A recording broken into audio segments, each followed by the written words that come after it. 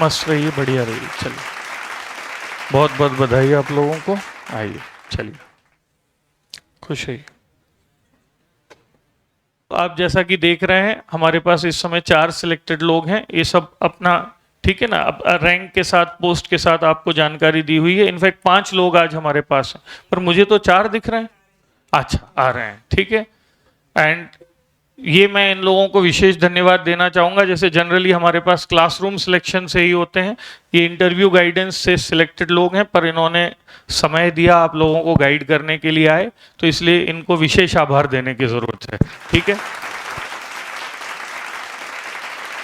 Interview में बहुत कम समय के लिए इनसे इंटरेक्शन हो पाता है। मैं कुछ 2 दिन क्लास लेता हूँ, कुछ मॉक होते हैं। उसके बाद भी यदि ऐसा लगता है कि हमने किसी लेवल पर कंट्रीब्यूट किया, और उसके इतर यदि आप लोगों को गाइड करने के लिए लोग आते हैं, तो निश्चित तौर पर ये दिखाता है कि दे आर गुड पीपल, जो ये चाहते हैं कि इनका नॉलेज आपके साथ शेयर हो, और आप लोगों को भी इसके लिए इनको विशेष धन्यवाद देना चाहिए, ठीक है। चलिए, तो हम एक एक करके शुरुआत करेंगे। मैं पहले चाहूंगा आप अपना इंट्रोडक्शन दें, थोड़ा सा अपना जर्नी बताएं। हम बैठ के भी बात कर सकते हैं, ठीक है। तो शुरुआत करते हैं, एक एक करके आप अपने बारे में बता दीजिए, फिर जो सवाल होंगे उन पे हम चर्चा करेंगे, ठीक है। हेलो सबको, गुड मॉर्निंग। मेरा नाम मधुसूदन साहू है। मैं कोरिया डिस्ट्रिक्ट से बिलोंग करता हूँ, और मैंने 2022 से प्रिपरेशन शुरू किया था। 2022 वाले प्री में मेरा प्री निकला, फिर मैं मेंस दिलाया था, मेंस कुछ नंबरों से रह गया था। फिर 2023 पीएससी में प्री जब दिलाया तो उम्मीद तो नहीं था कि निकल जाएगा, लेकिन निकल गया। फिर मेंस दिलाया तो उसमें भी उम्मीद तो नहीं थी कि निकल जाएगी करके, बट वो भी निकल गया। फिर सर के गाइडेंस में, हालांकि सर ने 2 दिन में ही क्लास लिया था, लेकिन सर ने जो 3 क्लास लिए थे जो इंटरव्यू के, उसमें ना किसी भी चीज़ को लेके जो व्यू होता है, किसी भी क्वेश्चन पे जो आंसर देने की जो शैली होती है, या किसी भी क्वेश्चन पे कैसे सोचना चाहिए, इसको लेके फिर कैरी करके फिर बोर्ड के सामने गए। फिर वहाँ से भी अब पैनल के सामने जवाब देने के बाद उम्मीद तो नहीं था कि मार्क्स भी मिलेगा करके, लेकिन मिल गया। अब मिल गया, इसके बाद फिर अब उम्मीद नहीं था कि पोस्ट भी मिलेगा करके। अब एकदम से रैंक आया तो मेरे दोस्त लोग बोलते हैं 64 रैंक करके। फिर मैं बोला हो भी सकता है, बाकी कोई ज़्यादा चांस तो है नहीं। फिर वो लोग तो मेरे से पूछे भी नहीं, पटाखे फोड़ने लगे, और फिर बाद में देखता हूँ तो मिल गया। ऐसा हुआ था मेरे साथ।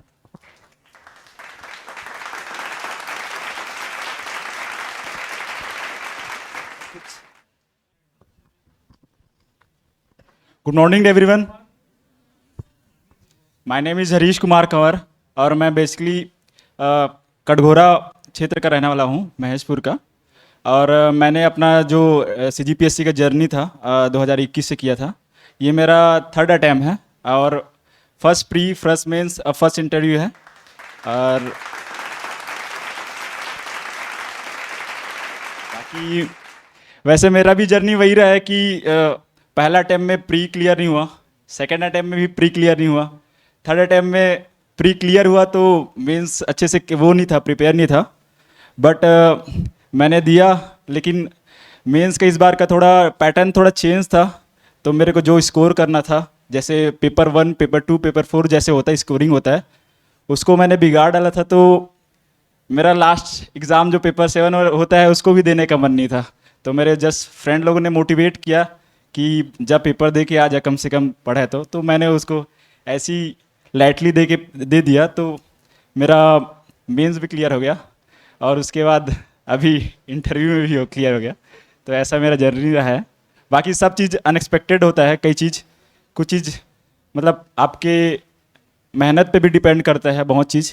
अगर आप 3 साल दिए हैं तो कहीं ना कहीं उसका जो फ्रूट जो मिलता है वो आपको मिलेगा ही साथ में। बाकी थैंक यू। आप सभी को गुड मॉर्निंग। मेरा नाम प्रमोद कुमार कुर्रे है, और मैं मुंगेली ज़िला का रहने वाला हूँ। और मैं एक छोटे से गांव छिंदभोग का, मेरा गांव का नाम है छिंदभोग, वहाँ मेरा जन्म हुआ है। और मैंने इंजीनियरिंग में बीटेक किया है। मैं कॉलेज के जो लास्ट ईयर था वहाँ से चालू कर दिया था। मुझे इसका सबसे बड़ा रीज़न ये था कि मैं आईआईटी का कोचिंग करने भिलाई गया था, लेकिन प्रेशर ज़्यादा होने के कारण मैं 1 महीने में छोड़ के आ गया।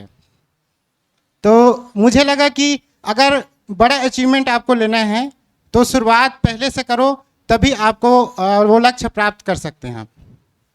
तो मेरा पहला अटेम्प्ट 2022 था, जिसमें मेरा प्री निकला था और मैं मेंस दिया था, लेकिन मेंस में मैं 10 मार्क्स के लिए रुक गया था, नहीं हो पाया था। उसके बाद मैं सेकेंड अटेम्प्ट दिया 2023 में, उसमें मेरा प्री ही नहीं निकला था। मतलब ये PSC 22 था लेकिन ईयर 23 था, तो मेरा प्री ही नहीं निकल पाया था। तो मेरा को थोड़ा हताशा ज़रूर हुआ, लेकिन मेरा लक्ष्य ये था कि मुझे करना ही है ऐसा करके। फिर 2024 में मैंने प्री दिया, मेंस दिया और ये इंटरव्यू भी, मेरा इंटरव्यू में 65 मार्क्स मिले 100 में। तो मुझे लगा कि अच्छा है। और अभी मैं सबसे ज़्यादा टेस्ट सीरीज दिया हूँ, जिसमें सबसे बड़ा योगदान दिल्ली IAS अकेडमी का है,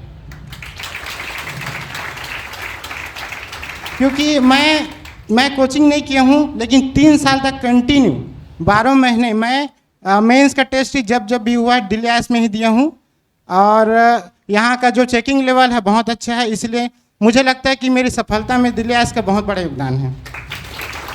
और मेरा एक ही लास्ट आप लोग के लिए है कि अगर आपको लक्ष्य निर्धारित किए हो, तो अगर उस लक्ष्य के लिए आप पूर्ण समर्पित होकर तैयारी करोगे तभी सफलता मिलेगा।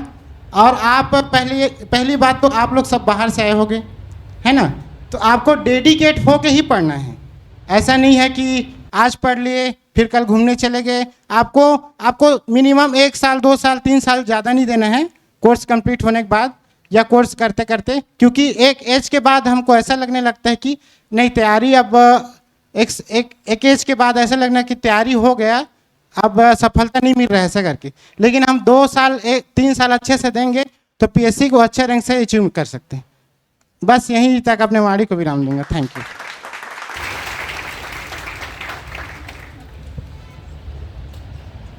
Hello, good morning.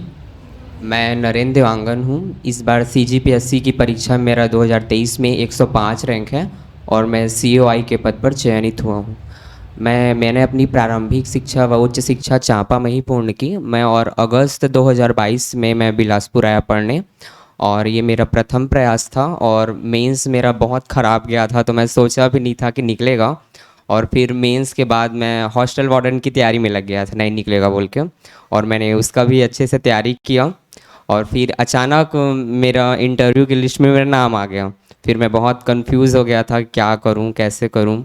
फिर विभिन्न जगह मैं मॉक इंटरव्यू दिया और सब जगह ख़राब जा रहा था, तो मैंने वहीं से हार मान लिया था।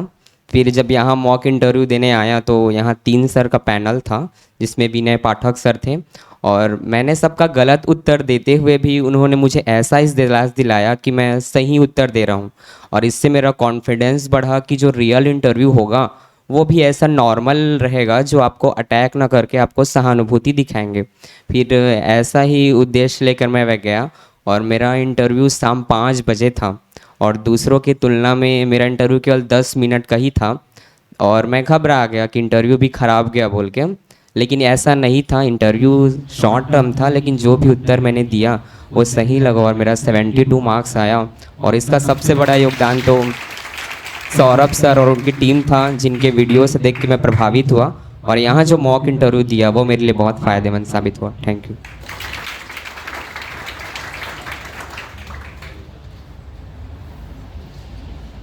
Good morning student. मेरा नाम योगेश कुमार देवांगन है और मैं बलौदा और भाटापारा ज़िले से हूँ।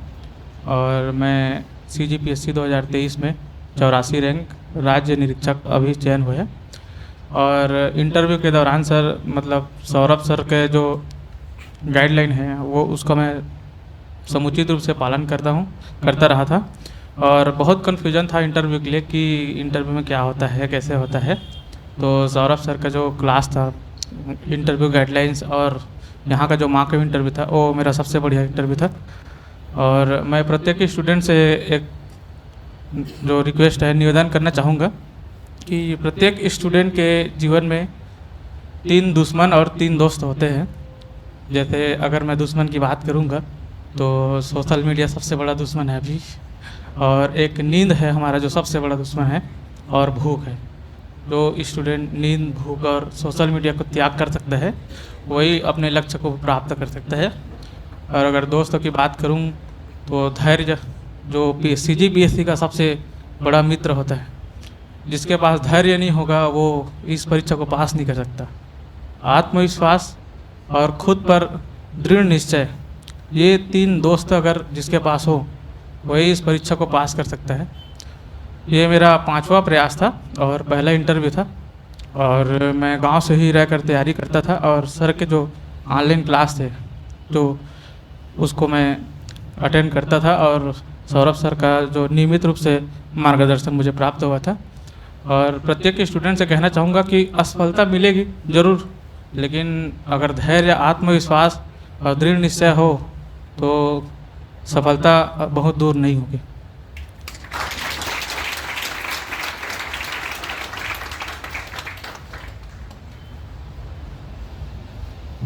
हेलो।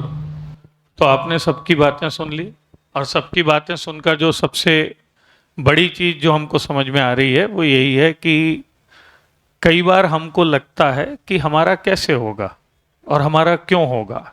आप में से देखा, ज़्यादातर लोगों को ये डर था, पर डर के आगे जीत है। आप में से कई लोग आकर मिलते हैं और ये कहते हैं कि सर डर लग रहा है। तो मैं ये कहता हूँ कि डर लग रहा है मतलब आप सीरियस हो। जिसको डर नहीं लग रहा है वो चिंता का विषय है। क्योंकि यदि इस परीक्षा में इस स्टेज पर आकर भी डर ना लगे, यदि आप किसी चीज को लेकर गंभीर हैं, मेहनत करते हैं, तो उस मेहनत का फल मिलेगा या नहीं मिलेगा, ये डर तो होना ही चाहिए। चाहे आप मेहनत करें, मैं मेहनत करें या ये लोग मेहनत करें। और डर लगना अच्छी बात है, इसमें कुछ, बस उस डर के चक्कर में पढ़ ना पाना, पढ़ाई छोड़ देना, वो गलत बात है ना। ठीक है। और पढ़ाई का तरीका उन्होंने बताया ही, जैसे कह रहे हैं आपके मित्र और दुश्मन हम बताते रहते हैं। श्लोक है, काक चेष्टा बको ध्यानम स्वानन इंद्र तथैव च अल्पहारी ग्रह त्यागी।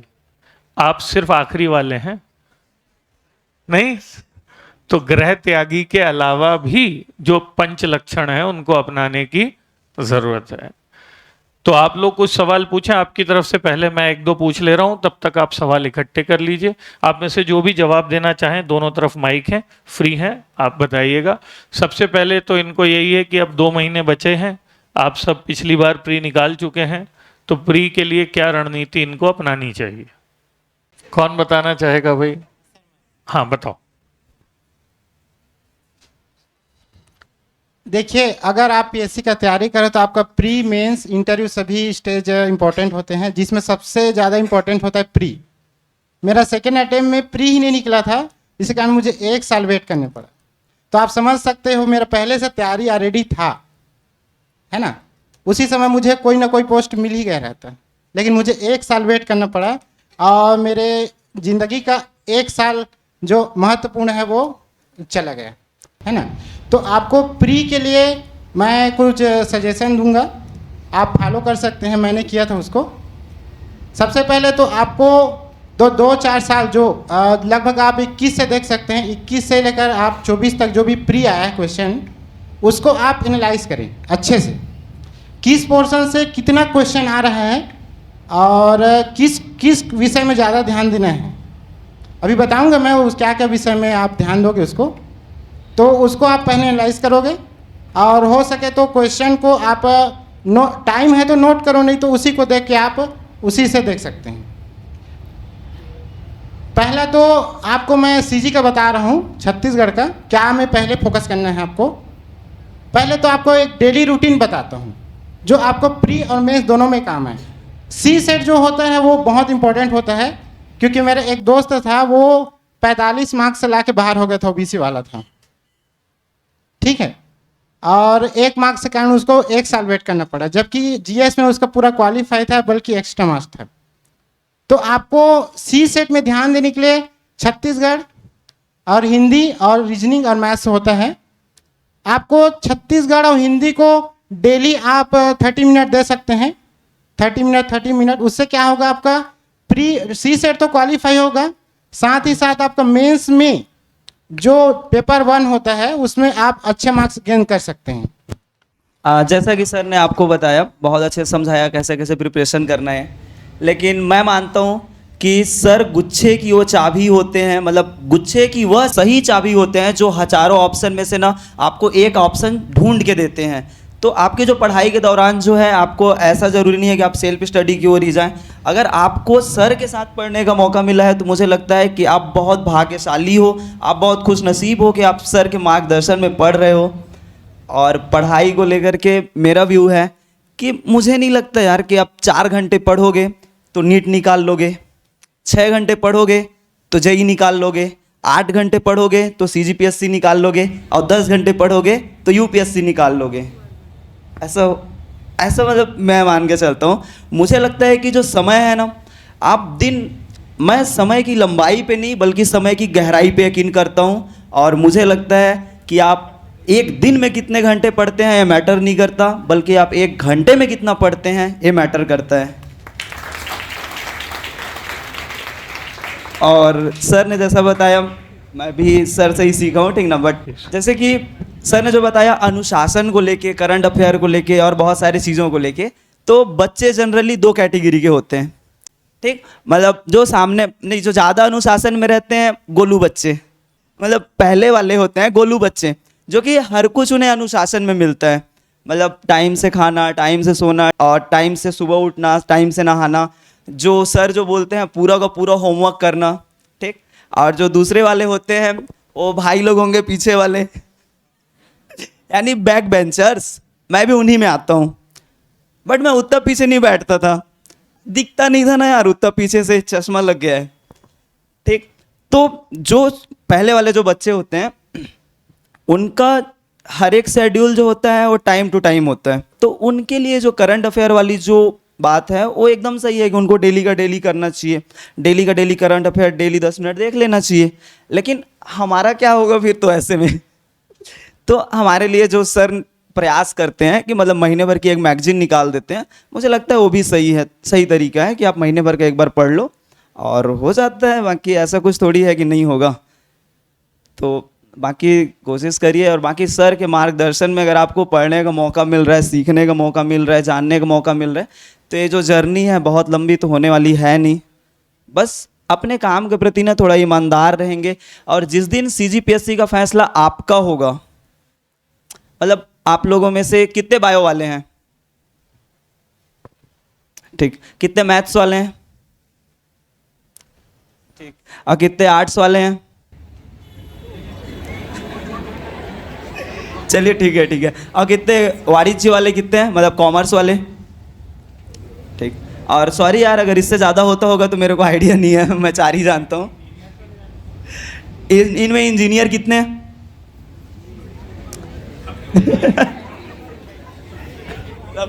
सबसे ज़्यादा तो वही रहते हैं जनरली। बाकी अभी आप लोग हाथ नहीं उठा रहे हैं। बाकी ऐसा डरने की ज़रूरत नहीं है। जैसे हम बायो, मैं खुद बायो वाला हूँ, ठीक ना। तो जो बायो वाले हैं, जो आर्ट्स वाले हैं या जो कॉमर्स वाले हैं, उनको इंजीनियर लोग से इतना ज़्यादा डरने की ज़रूरत नहीं है, हालांकि उनका खौफ रहता है। देखिए जब हम छोटे होते हैं तो ऐसे ही होता है ना, शुरू में डॉक्टर बनना है, अब किसको किसको साइंटिस्ट बनना था के क्लास में तो साइंटिस्ट भी बैठे हैं। तो ऐसा जो है बचपन का ना, जो दरअसल जो हमारा जो बनने की जो चाह होती है वो हमारा होता नहीं, वो समाज द्वारा हमको दिखाया गया एक नज़रिया होता है कि हमें इसमें अपना कैरियर देखना चाहिए, और हम उस कैरियर के पीछे, उस सोच के पीछे ऐसे निकल पड़ते हैं कि कहीं ना कहीं लगने लगता है कि वो फैसला हमारा है, हमें वो करना चाहिए। मेरे पापा इतने सक्षम नहीं थे कि मुझे हर कुछ टाइम टू टाइम मिल सके। मैं एक कृषक फैमिली से बिलोंग करता हूँ। पापा के साथ खेत पे जाना, काम करना, पापा के साथ मार्केट जाना, मतलब जो भी सब्जी भाजी जो उगाते थे उसमें पापा का साथ देता था। अभी भी जब घर गया था तो मतलब हमारे यहाँ सब्जी भाजी उगाते हैं, बेचते हैं, ऐसा करके। तो हमको कुछ भी टाइम टू टाइम नहीं मिला, ना हमको खेलने के लिए मिला, ना तो हमें पढ़ने के लिए जो बुक चाहिए थे वो मिली। बाकी आगे का जैसा भी रहा, बिलासपुर में पढ़ा, कॉलेज किया, मैं साइंस कॉलेज से माइक्रोबायोलॉजी। हमको ना तो खाना ना पीना, और अगर बात कहूँ अपने लिए तो मैं भी अपने बच्चे को गोलू बच्चा ही बनाऊंगा, ठीक। तो ऐसा नहीं है, गोलू बच्चों से ऐसी मेरी कोई वो पर्सनल वो नहीं है, ठीक है। चलिए, ये 3 सवाल आपके हैं, मैं आप लोगों से पूछना चाहूँगा, आप लोग तीनों एक एक जवाब दीजिएगा। एक सवाल ये है कि यदि प्रिपरेशन के दौरान सेल्फ डाउट आता है, कॉन्फिडेंस नहीं आता है, तो या आप इम्पेशेंट हो जाते हैं, तो उसको कैसे बेहतर बनाएं? देखिए, मेरा नाम योगेश कुमार देवांगन है और ये मेरा 5वां प्रयास था और पहले 3 प्रयास में मैं प्री पास नहीं हो पाया था। तो जीवन में ऐसी कई घटनाएं होंगी जिससे आत्मविश्वास बढ़ेगा। जैसे एक घटनाओं का मैं जिक्र करना चाहूँगा कि ऐसे बच्चे हैं जो लगातार मेहनत कर रहे हैं लेकिन फिर भी आशानुरूप उनको परिणाम नहीं मिल रहा है। तो सिर्फ आत्मविश्वास जो है वो आंतरिक रूप से आना चाहिए। बाहरी आत्मविश्वास जो 1-2 दिन काम चल सकता है, लेकिन जो अंदर से आत्मविश्वास आएगा वो लंबे समय तक चलेगा। जैसे एक घटना का मैं जिक्र करना चाहूँगा। मैं लॉकडाउन में अपने गांव में रहता था, तो एक पेट्रोल टंकी था, उसमें जो अमीर थे, जो बड़े आदमी थे, उसको 2000 रुपये का पेट्रोल मिल जाता था, लेकिन वहीं मुझे 50 रुपये का पेट्रोल नहीं मिल पाता था। तो कहीं न कहीं ऐसी एक सोच थी कि हमें भी मतलब ये पेट्रोल टंकी वाला हमारे घर में पेट्रोल भरे आके ऐसी स्थिति पर पहुंचना है। तो ये जो कॉन्फिडेंस जो अंदर से आएगा, यही आपको जीत दिलाएगा। तो सेल्फ डाउट नहीं होना चाहिए कि वो मैं नहीं कर पाऊंगा। बाकी तो जीवन में जो घटनाओं का है जो बड़ा महत्व होता है, तो ऐसी अगर घटनाएं आपके साथ हो रही है तो आप समझिएगा कि आप सही दिशा में है। और अगर आपके जीवन में घटनाएं नहीं हो रही है तो ऐसी घटनाओं को लाने का प्रयास करें ताकि आप भी आगे बढ़े और अंदर से जो मोटिवेशन रहता है, आत्मविश्वास रहता है कि हमें भी ये करना है और करके दिखाना है, वही मुख्य होता है। और बाकी जो प्री की जो परीक्षा है, CGPSC की प्री की परीक्षा है, वो हर साल सरप्राइज करती है। हर साल किसी साल कठिन आ जाता है, किसी साल सरल आ जाता है। तो एक मंत्र है, एक मूल मंत्र है जिसको आप समझ कर भी पास कर सकते हैं। अगर आप बहुत पढ़े नहीं आपका प्रिपरेशन बहुत उच्च लेवल का नहीं है, तो भी अगर जो परीक्षार्थी परीक्षा हाल में एग्जाम के पैटर्न को समझकर, मतलब प्रश्न पत्र के प्रतिरूप को समझकर अगर वो हल करेगा अंदर में, वो भी एग्जाम को पास कर सकता है। और वो मूल मंत्र होता है, क्योंकि बड़ा अच्छा से अच्छा परीक्षार्थी भी उस समय मार खा जाता है। तो जो परीक्षार्थी पेपर के अंदर में, जो पेपर हाल के अंदर में पेपर के प्रतिरूप को समझकर अगर उसको हल करेगा, वही फिर इस परीक्षा को पास कर सकेगा। हेलो, आप जो चीज़ यदि गौर कर रहे होंगे तो सबसे मेन ये है कि आज हमारे पास जितने भी लोग हैं इनमें गोलू नहीं है। मतलब इनकी भाषा में, मतलब प्रिविलेज्ड बच्चे नहीं है। प्रिविलेज समझ रहे हैं ना? प्रिविलेज होना बुरी बात नहीं है। मेरे बच्चे भी प्रिविलेज हैं, ये खुद बोल रहे हैं, ये अपने बच्चों को भी प्रिविलेज, वो किस्मत है। पर जो नॉन प्रिविलेज्ड हैं, जैसे उन्होंने कहा कि मैंने पेट्रोल पंप की घटना से सोचा कि फिर ऐसा होना चाहिए, इन्होंने कहा कि मैं अपने गांव में जो परेशानी, तो they all are from non privilege category, जिसको हम बोलेंगे ना, जिनके पास वो सारी साधन सुविधाएं संपन्नताएं नहीं थी। और ये चीज इनकी बातों की सिंप्लिसिटी में दिखती है। सिंप्लिसिटी समझ रहे हैं? बहुत पॉलिश्ड वे नहीं है कि हर चीज सोफिस्टिकेटेड तरीके से डिलीवर करना है। छत्तीसगढ़ PSC में इंटरव्यू से लेकर मेंस में भी कई बार जो आपके एक्सप्रेशन होते हैं ना, वो उस रॉनेस को देखना चाहते हैं।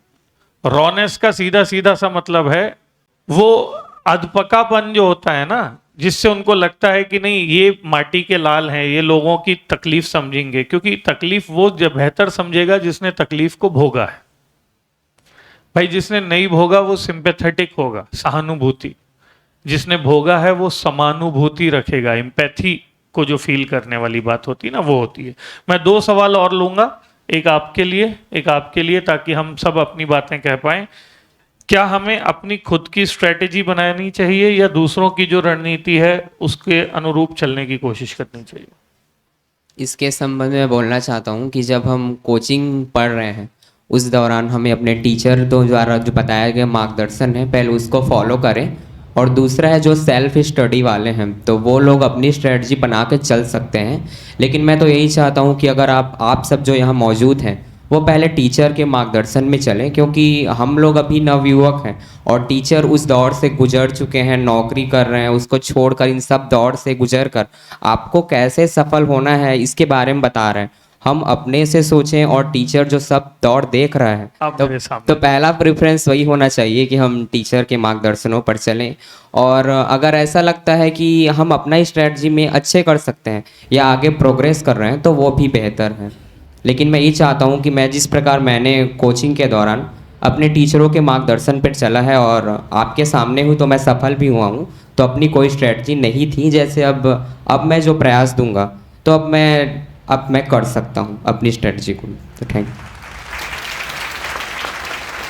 तो एक सवाल इसमें ये है कि ये देखा जा रहा है पिछले 3-4 सालों से कि जो सिलेक्टेड स्टूडेंट्स हैं, जैसे आप सब भी शायद परीक्षा फिर से देंगे, तो सिलेक्टेड स्टूडेंट्स के सिलेक्शन ज़्यादा हो रहे हैं, और जबकि उनको पढ़ने का जॉब के साथ उतना मौका नहीं मिलता है। तो सिलेक्टेड स्टूडेंट्स को ऐसा क्या समझ में आ जाता है जो इनको समझ में नहीं आ पाता? मतलब ये सवाल मेरे दिमाग में भी है, तो आप बता पाएँ तो बताएं। पहले तो जो सेलेक्टेड स्टूडेंट्स जो होते हैं उनको थोड़ा स्ट्रैटेजी किस पोर्शन से कितना क्वेश्चन आना है और थोड़ा बेसिक समझ हो जाता है, और उन लोग का जो गेसिंग वर्क जो होता है इतने साल से वो पढ़ चुके रहते हैं, तो उनका एक, अगर मैं अभी 3 साल से दे चुका हूँ, अगर मेरे को नॉर्मल कोई क्वेश्चन देंगे तो मैं एक गेस लगा के उसको मतलब 4 ऑप्शन में सही कर सकता हूँ। तो ये स्ट्रैटेजी थोड़ा रहता है जो सेलेक्टेड स्टूडेंट जो रहते हैं उन लोग के पास। अभी मेरे को अगर प्रिपरेशन करने के लिए अभी मेरे पास जैसे 2 ही मंथ है, तो मेरे को पता है कि कहाँ कहाँ मेरा वीक पॉइंट है, तो मैं उस वीक पॉइंट पे फोकस करूँगा और वहाँ से मैं क्वेश्चन निकाल लूँगा। मतलब मेरे को जो आंसर चाहिए वहाँ से, तो वो मैं सेलेक्ट कर लूँगा और उस पोर्शन को ज़्यादा ध्यान दूँगा। और बाकी सभी पढ़ रहे हैं, और मैंने भी ग्रेजुएशन किया है ITSM धनबाद से, बट मैं भी अभी 3rd अटैम्प्ट में पास हुआ हूँ। तो ऐसा कोई नहीं है, कोई फील्ड से अगर कोई इंजीनियरिंग बैकग्राउंड का कोई टॉपर है कहीं क्लास में, ये कोई मैटर नहीं करता है। अगर आप अच्छे से डिसिप्लिन रहते हो अपने स्टडीज़ में, आप सीरियस रहते हो, तो आप किसी को भी मतलब मात दे सकते हो। ऐसा कोई नहीं है कि यहाँ इंजीनियर्स है तो उन्हीं को आप बीट नहीं कर पाओगे, आप कर लोगे। जैसे यहाँ बहुत सारे हमारे सर लोग बैठे हैं, इन लोग भी तो नॉर्मल बैकग्राउंड से हैं, तो भी से मेरे से अभी आगे ही हैं। तो इससे कोई मैटर नहीं करता आपका बैकग्राउंड क्या है, आप अगर अच्छे से मेहनत कर रहे हैं तो आप सेलेक्ट हो जाएंगे।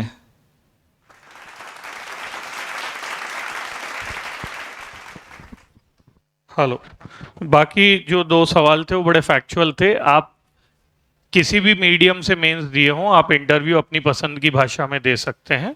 यानी आप इंग्लिश मीडियम से एग्ज़ाम दिए हैं तो हिंदी में इंटरव्यू दे सकते हैं, और CG में तो हिंदी में इंटरव्यू देना ही कंपैरेटिवली बेटर है। मतलब विद ड्यू रिस्पेक्ट, लेकिन सच बात तो ऐसी है ना। तो अनलेस आपको हिंदी बोलते नहीं बनती है, मैं तो नहीं चाहूँगा कि आप अंग्रेजी, वहाँ अंग्रेजी झाड़ने जैसा हो जाता है। तो और मैंने अभी एक लाइन थोड़ी देर पहले और कहा था, यहाँ सोफिस्टिकेटेड होना ब्लेसिंग नहीं है, कर्स है। मतलब वो चाह रहे हैं कि ग्रास रूट से आदमी आए, और आप एकदम पॉलिश्ड अंग्रेजी बोल रहे हैं तो बोलेंगे यार ये तो वैसे ही बहुत अच्छे परिवार से है। तो थोड़ा सोच समझ के, कई बार साइकोलॉजी होती है, ठीक है ना। बाकी इंग्लिश मीडियम के मटेरियल की आपने बात की है, मैं जो कह रहा हूँ, इंडियन GS में जो मटेरियल यहाँ पर अवेलेबल है, CGPSC में जितने सवाल आते हैं उनके लिए मोर देन सफिशिएंट है। कई टॉपर्स के वीडियो देखना, उन्होंने भी कहा है इंडियन हिस्ट्री की DIA की बुक, इंडियन ज्योग्राफी की DIA की बुक, क्लास के पॉलिटी के नोट्स, इनसे CG इवन UPSC लेवल के भी सवाल बन जाएंगे। फिर भी यदि आपको लगता है मटेरियल सफिशिएंट नहीं है तो आप किसी भी UPSC लेवल की बुक को यूज़ करें, लेकिन उसमें बहुत सारा टाइम वेस्ट होगा। आपने TMH की गाइड ली, लक्ष्मीकांत को पढ़ा, तो उसमें बहुत सारा टाइम वेस्ट होगा। उतना इंडियन GS आता नहीं है इंडिया में, तो उस ढंग से सोचना उचित नहीं है, ठीक है। बाकी आपके कोई सवाल होंगे तो सर लोग हैं यहाँ पे, आप मिलकर भी पूछ सकते हैं। नीचे अभी मेरे साथ जाएंगे, हमारे वो मोमेंटोज ला दीजिए हम, ठीक है। आइए एक एक करके हम देते हैं।